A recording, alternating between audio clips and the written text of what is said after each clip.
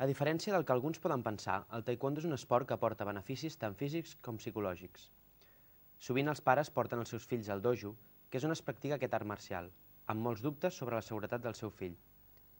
Però està demostrat que el taekwondo és una activitat molt educativa, que ensenya disciplina i respecte, afavoreix el desenvolupament de la psicomotricitat o potencia l'autoestima. Vam parlar amb Antoni Avellaneda sobre quins són els beneficis del taekwondo.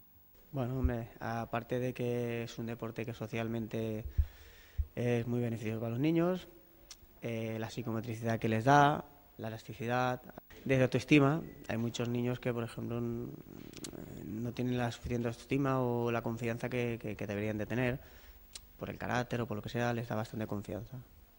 El Toni està acostumat a formar campions. De fet, la temporada passada va ser molt bona per tots els seus alumnes, com el Carlos Rodríguez o el Xavier Cabanillas, que van quedar campions de Catalunya i tercers d'Espanya. O la Laia Rodado, que es va fer amb el títol de campiona de Catalunya i va quedar tercera d'Espanya universitària.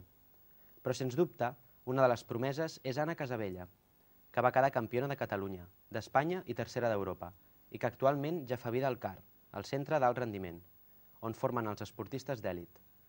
Vam preguntar al Toni quins són els reptes per a aquesta nova temporada.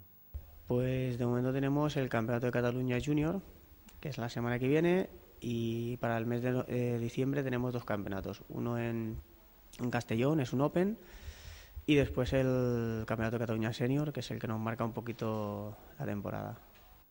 Si el Toni Avellaneda forma campions, és perquè ell també ho és.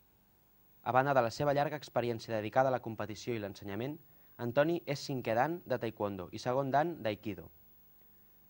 A més, és entrenador nacional i jutge qualificador de cinturons negres. Però encara que la competició ocupa un lloc important al seu club, el bàsic és mantenir molt present els valors de respecte, autosuperació d'aquest art marcial.